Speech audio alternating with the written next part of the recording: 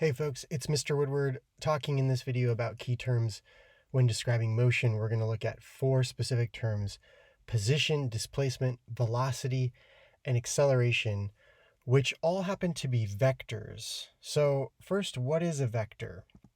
Well, in physics, especially when talking about motion, we often use measurements that deliberately include direction. These are called vector quantities, okay? So they include direction.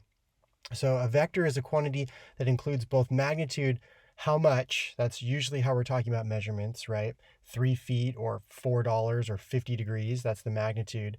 But then a vector also includes the direction, which is where to. So for example, a position vector would have the magnitude of 10 feet, but also the direction of to the right. And a velocity vector would have the magnitude of 70 miles per hour, but also the direction of north. So here's a helpful visual to really see that a vector is both magnitude and direction. This is a wind speed direction map from windy.com, and it's a map of the San Francisco Bay Area.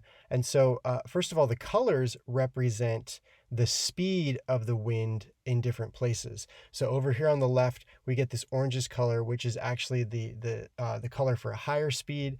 And as we get into the cooler colors here, the green and then the blue, those are lower wind speeds. Okay, so the color is an indication of the magnitude of the wind speed. But then this map also has the direction of the wind, and it's trying to show that through these graphics here, these little white kind of wisps of air. So they're showing where the wind is blowing. So therefore, this map has both wind speed and wind direction, meaning magnitude and direction at the same time. So this is a nice visualization of a vector.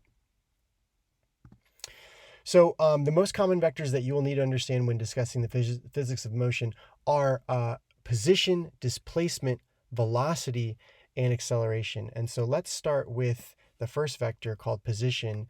And I've got the image of a location on a map, right? Because the simple definition is that position is the location of an object in space, including its direction. And when we're using equations to talk about position, we will use either the variable x or the variable y to delineate the position variables, right? So x would be horizontal position, y would be a vertical position. So a position vector would be something like 14 meters north, or -6 feet, or 87 degrees west of north. And so some of these are positive values, some of them are negative values. A positive value means that the object is located in the positive region, and a negative value means that the object is located in the negative region, okay? So position vector, number one. But then in addition to the position vector, we're going to add a displacement vector. And so this is our second vector. And note that displacement is not the same as distance, okay?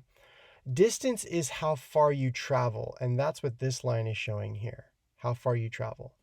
But displacement is your change in position, right? So all that matters for displacement is the difference between your starting and your ending place. That's the displacement, okay? So it is independent of the path. So let's take a look at the formal definition. Look at the formal definition. It's just a change in your position. And in equation form, we would use delta x or delta y, where delta x is the final position minus the initial position. That's what we mean here by x final minus x initial. That would be the change in horizontal position. Or you can have a change in vertical position, which would be vertical displacement. That would be y final minus y initial. And then examples of displacement, they end up sounding just like position vectors. So you might have displaced 14 meters north, meaning you changed your position. You moved 14 meters to the north, or you moved 6 feet in the negative direction, or you moved 87 degrees west of north. And so a positive value means that you're moving in the positive direction, whereas a negative value means you're moving in the negative direction, right? Because displacement is actually describing a change in position. So there must have been some sort of movement happening in order for displacement to occur. All right, so we've got position and then displacement. The third vector is velocity. And notice that velocity is not the same as speed. And this picture helps to illustrate that a little bit here. Okay, so a car moving to the right has a speed of 25 meters per second. But a car moving to the left also has a speed of 25 meters per second. So speed is just the magnitude, how fast the car is going. But velocity includes the direction. So a car moving to the right has a velocity of positive 25 meters per second. A car moving to the left has a velocity of negative 25 meters per second. Okay, so a velocity by definition is a change in position over time. In other words, it's the rate of your displacement, how quickly you're getting to where you're going. In equation form, we use the variables v sub x or v sub y. This would be horizontal velocity. This would be vertical velocity. In horizontal velocity, we're interested in the change in horizontal position over time.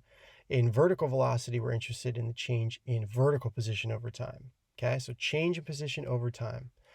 Examples of velocity would be something like 8 meters per second to the right, or 37 centimeters per second upwards, or negative 4.6 meters per second. And so when we get these positive and negative values, they now mean for a positive value that you're moving in the positive direction, just like displacement, and that you're moving in the negative direction, just like displacement. Okay, except that they're including the rate at which you're changing your position, right? The time. So we've got meters per second, centimeters per second, meters per second, or you could have like a miles per hour, or a minutes per day or something. Excuse me, not minutes per day. Feet per day would be an example of a velocity.